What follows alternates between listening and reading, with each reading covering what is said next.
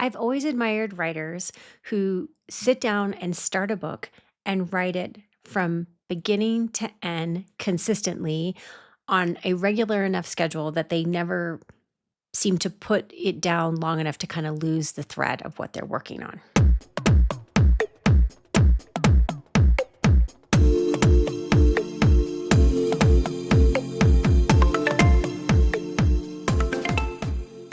Some writers are able to start a book project and work on it every day or nearly every day until that book is complete, at least in the rough draft form, and never get away from it long enough to kind of lose the thread or lose the momentum. And, maybe they write that book in a month or 3 months or 6 months, but, whatever it is, they never stop the writing long enough to feel like, they've gotten too far away from the project or they need to start it again.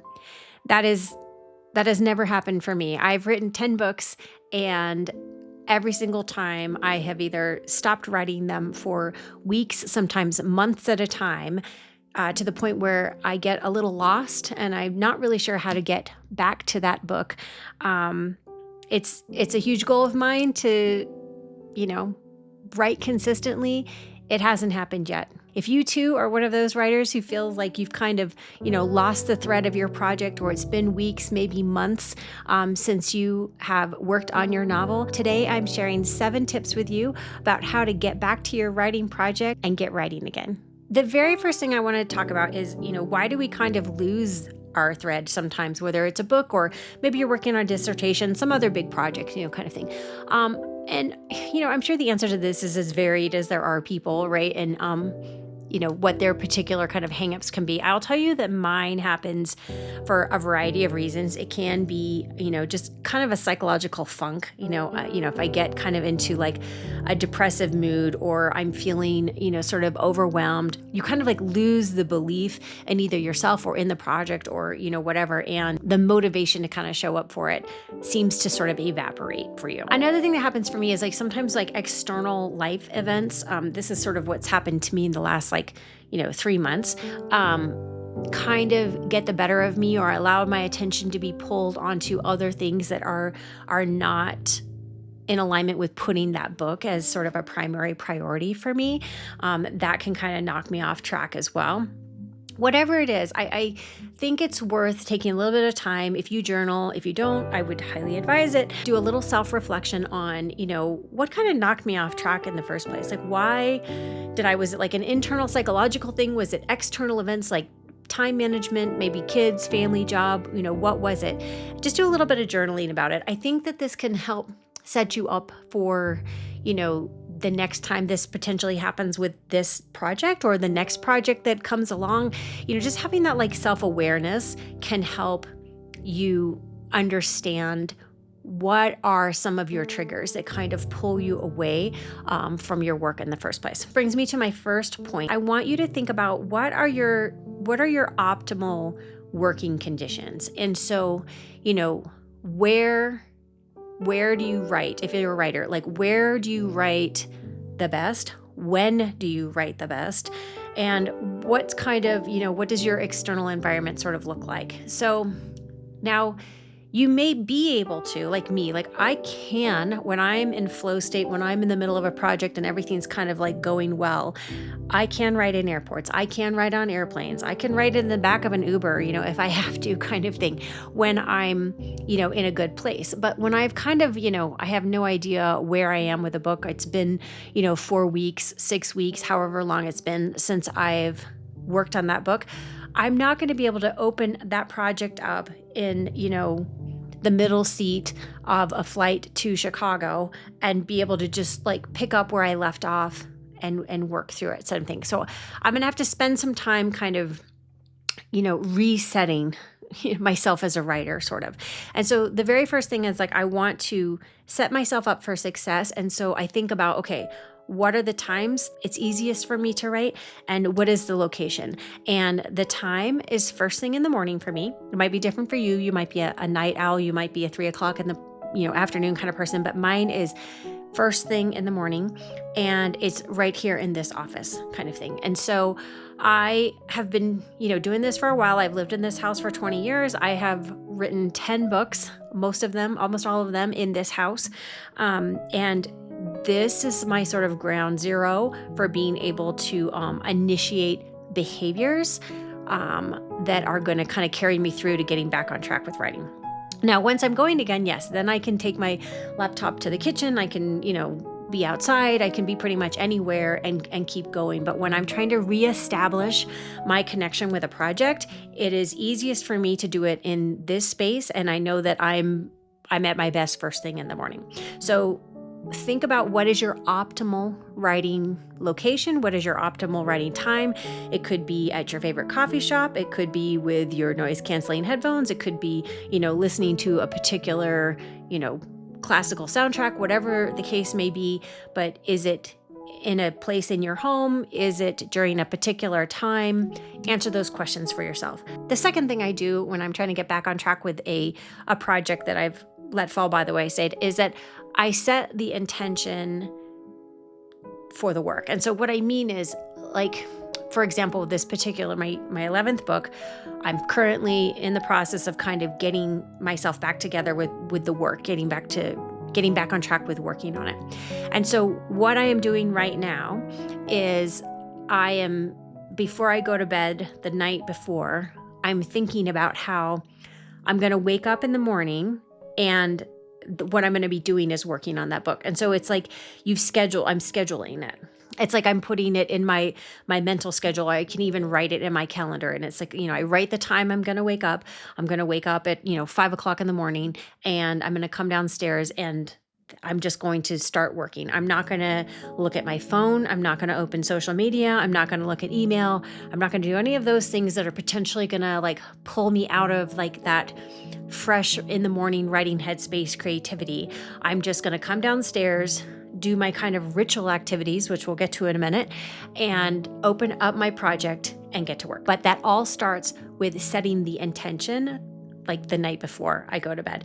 But, if you are you're a night owl writer, it could be setting that intention earlier in the day, make a plan around it so that you don't get pulled off. So if you write at night, then during your day you're going to have whatever it is that you do, and then you've set the intention in your head, okay, but then at 8:00, or maybe it's after everyone else in your house has gone to bed, I'm going to come to my office, I'm going to go to the kitchen counter, I'm going to go to the dining room table, I'm going to sit on the couch with my laptop, whatever it is. You've set the intention. That's what you're going to do. You're going to show up for it. You're going to open your project and get started. So my third piece of advice is to pair the writing activity, or, whatever it is that you're doing on the project you're working on, pair it with another easy for you, desirable, rewarding behavior, that you're going to do at the same time. So for example, this is what works for me. I'm getting up early, right? I'm waking up at 5:00 in the morning, and I'm going to make a cup of my favorite coffee. I'm going to put my favorite creamer in it, and I'm going to take that with me into this room, and I'm going to enjoy that while I open my project and open it. So that's very rewarding for me. I remember one time somebody said to me, because when my kids were still little and I was writing, they said, oh my gosh, and I was working full-time job, when do you have time to write books? And I said, well, I get up back then, I used to wake up at 4:00 in the morning before my kids woke up and before I needed to get them ready for school and me ready for work. And I would write, and they're like, that's just, you must be so disciplined, to wake up that early. And, you wake up that early to work on a book, to write. And I said, I don't wake up at 4:00 in the morning to write. That's not what I think. Because if I was just thinking, I'm going to wake up 4:00 in the morning and I'm going to get to work, I probably wouldn't have done it, to be honest. But what I did is I woke up at 4:00 in the morning to make myself a cup of coffee with delicious creamer that I really like to drink. So that was what I thought about to make myself get out of bed, because coffee's probably addicting enough to kind of pull you from the comfort of your bed. You know what I mean? And so that was the thought, it's I'm not getting up with the thought thinking I'm going to go do this really kind of cognitively difficult task of writing a book. It was I'm going to wake up and go have a delicious cup of coffee. That coffee is just going to happen to come with me in my next step to my office, where I'm going to enjoy it while I'm working on a task. One thing I would caution though is like, I think it would be really easy, like if you're going to pair a desirable, easy to do behavior with something that's a little more difficult, like working on the project, I guess I would just caution to make sure it's not like you're pairing something like, I'm going to open my computer and enjoy 15 minutes of a little social media use. Like, I think that's a slippery slope. It's difficult. And when I worked in schools, I always kind of advise this. It's difficult to make yourself shift off of a more highly rewarding activity, like playing on the computer or like looking at social media, onto a more difficult task. So like if you wanted to use like, playing a game or, doing something highly rewarding like social media use, the best way to pair it would be to pair it after. So it's like an if then, like if I get 3 hours of writing done, then I can spend half an hour doing, this other very rewarding behavior. But I wouldn't put something like that ahead of getting the writing done. It's just really hard for us to shift off of doing those things and onto something more difficult like writing. So anyway, pair the writing task or something, or sitting down to get started on the writing with something like, a yummy coffee, or maybe it's a delicious, like quick breakfast or something like that you can bring in to the writing environment with you. So then my fourth piece of advice is to also pair it with like your rituals. Now I have well-established writing rituals that I know just kind of like trigger my brain into like, oh, we're getting to work. And, if you're a new writer, you may not have these yet. I would highly encourage you to develop some. So for me, I have a very specific Yankee candle that I light. It's Midsummer's Night, and I've been using that candle, that scent, that candle for years. And the smell of the act of me lighting that candle and then the scent of that candle is like, that's work mode for me, kind of thing. The other thing I do is I have noise canceling headphones. If that's too expensive, you can use regular headphones, as well, kind of thing. But I use noise canceling headphones, and I have a very specific track. It's a classical music track on my Apple Music library that I think I've listened to that for 15 years when I write books, and it's the same 10 songs over and over again. I'm not often able to write to music that has words, but if I just have that in the background, that music just even starting is very triggering for me with regards to like writing and getting work. And it's just because I have paired writing with that particular soundtrack for years, for over a decade, kind of thing. And so it really does elicit a big response in me to focus and get started on working. The other thing I do, I have my window open so it's bright in here, but all the lamps that I have in my room have hue lights on them, and I have a lighting scene in here that's very pinkish purpley. My office is usually very dark when I'm writing, and so I have those pinkish purplish lights on in here when I'm writing. And so all of those things, like visual, scent, hearing, sitting down, working, and then not allowing myself to open up anything else. I make sure that my email is completely shut down, that I don't have any notifications on, and that my phone, I have set it to like no notifications. Not that like most people are going to be sending me anything at 4 o'clock in the morning or 5 o'clock in the morning, whenever it is, but you never know. And any of those just kind of dings can sort of pull you off track. So that's my next thing, is kind of, if you don't have a writing ritual, I would highly encourage you to create one and start pairing the act of writing with, or at least the act of initiating writing, starting your writing with other things. Because when you get stuck like this, when you get kind of out of the habit of writing, these are the kind of things that are going to help pull you back into the writing life. So my fifth piece of advice is, this is kind of something that I'm doing right now too. And so if it's been a significant amount of time, if it's been, 3, 4, 5 weeks, if it's been, maybe longer, maybe it's 5 months, 6 months, maybe it's been years since you have worked on this project. You can't just open your project and start writing, right? I mean, likely you have forgotten a lot of things about it. And so I guess I would say, like, you're doing all these things to sort of set up the writing behavior for yourself again, but realistically, you're going to have to spend some time remembering where you are and what's going on and what is your book even about. And so this is where you're reading through. Now, it's only been probably like 3 solid weeks since I've worked on it's my 11th book. And I will tell you, even I am doing this right now. I'm, getting back into my regular routine, my time, my space, my all these things. But I'm actually not writing when I'm showing up. Right now, I'm reading through my current, what do I have? Like I'm reading through those first 34,000 words that I have. And I'm like, where am I in the story? What's going on? And I have my notebook, my writing notebook with me, and I'm writing down anything that's not already there with regards to setting, events, characters, these kind of things. So I'm getting back into the headspace of my story. I'm remembering where I was going with this in the first place. What am I doing? What's the story that I'm telling? But I'm doing it in the same place, in the same way, in the same time as I will be when I am again back to creating new content, because the point is like I'm getting the behavior back in shape. Like I'm like shaping myself back into being in this space, in this story, in these particular surroundings with these triggers and things like that, so that when it does come time to start making new words, new content kind of thing, I already have that momentum going kind of thing. So, but you have to read through what you have and, get yourself back in alignment with your story. And then my 6, you have to rinse and repeat. So it's not enough to just kind of do this one day. Like you have to then the next day, like before you go to bed at night, set the intention. I'm waking up at this time, or, for your night, the next morning, wake up, I'm going to be staying up at 8:00 and this is where I will be. This is the time I will be there, and do this until you are caught back up with your story, or until it gets to the place where you're ready to start doing new content. But you have to show up, each day until you are back in the groove again with like the pre-writing behavior kind of thing. So keep doing those things.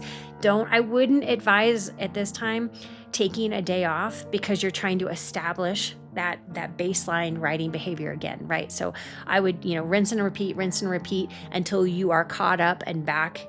You're back in your story. You know what's going on. When you get to the end of where you've left off, you are primed and ready to create new content, new words. And then my 7th and final little tip or trick is when you do get to the place where it's time to start writing again, don't expect yourself to sit down and write 1,500 words or 2,000 words or 5,000 words, or, to be sort of kind of consumed with this idea of like, I'm so far behind. Like if I can sit down and write 5,000 words a day for 5 days straight, then I'll be, I just think that is a recipe for failure and disaster kind of thing. Like you're still building up your little writer habit, right? And so you're far better off telling yourself, and you're far more likely to execute on this, quite frankly, if you say, okay, you set the intention, I'm going to wake up in the morning, I'm going to get my coffee, I'm going to sit down, I'm going to do all my little writing rituals kind of thing, open up my manuscript, and I'm going to write 100 words. That's it. Like 100, maybe 200 words. That's the only goal. Like just set yourself a tiny little, very accomplishable goal, because you're just trying to get yourself back on track. And you might be thinking like, it's not even worth going through all that rigmarole, you know what I mean? Just for a couple hundred words. But you can't think of it just in that day. It's like you're building yourself back up. You're building up your writing muscles again, kind of thing. So you have to start small. Otherwise, you're not even going to bother. It's going to be too overwhelming. You're not going to bother doing it. You're more likely to resist it. But if you just said like, all I have to do is just take this tiny little bite out of this manuscript. It's just it. That's all I have to do. 2 things are going to happen. You're going to feel successful when you accomplish that, like 100, 200 words. And you're like, and if you want to stop there, that's fine. Wake up the next day, rinse, repeat, do it all over again, and write, maybe 200 words the next day kind of thing. What more often happens is if I tell myself, look, you just need to sit down. All you have to write is like 100 words kind of thing. That's fine. You can do 100 words, in your sleep, whatever. But what usually happens is if I give myself 100 words, if I give myself 200 words, then I'm getting back into flow, right? I'm like getting the momentum of writing, and I'm getting into, this place of like, I want to do more, like, and the words are coming and I'm feeling the story again and the scenes are opening up, and it doesn't feel like every word I'm putting down is pulling a tooth, type of thing. It's like, it starts to kind of take care of itself. So you might find if you just set yourself a little goal of like, all you have to do is sit down and just write 100 or 200 words, that's it kind of thing. You might find that once you get that down, you want to keep going because you've got that momentum going and you don't want to stop. And then I would say, just write as long as you feel good. You know what I mean? Like, don't force yourself to sit there, anything like this. The only thing you need to force yourself to do is just that 100 or 200 words. And if that's all you can do, that's good. Look, you met your goal. Like, you accomplished that and you'll do it again the next day. And it's going to grow. I mean, that's the thing. Like, even if you set those tiny goals, it will grow from there if you continue to build on it. It'll come naturally. But if you also find you sit and you're like, I want to keep going, like I'm ready to keep going, then just run with it. Like, let your words flow and run away with you. And oftentimes that's actually what I find happens is that, I get through that 100 words and I'm like, oh, okay, like I'm here, I'm in this place, I want to keep working on this and doing this. I have so much admiration for authors who work consistently on their books. They start it, they work on it, often enough that they never feel like they get out of their writing habit, and they finish it. And then oftentimes they'll pick up the next book and they just keep going. And I would love to be one of those kind of writers. I still aspire to be one of those kind of writers, but right now I am absolutely not one of those writers. And this last quarter has, just reinforced for me again that, I'm not there yet. However, I have learned a lot over the last 10 books about how to pick back up and keep going. And so I hope that you have found something valuable in this video. If you liked it, please give it a like. That definitely helps with the algorithms. It helps other people find videos like this. If you're not a subscriber and you enjoyed this video, I hope that you'll stick around for some of my other content and future videos. If you're new here, my name is Rebecca Taylor. I'm the best-selling author of domestic suspense novels. My most recent book came out in December of 2024. It's The Last Nanny. I have been told it is a page turner that people cannot put down. So if you're looking for an enjoyable read, I hope you'll give it a look. I'll put the link in the description below. Again, I hope you enjoyed this video and found something valuable here. I look forward to seeing you next time. Bye.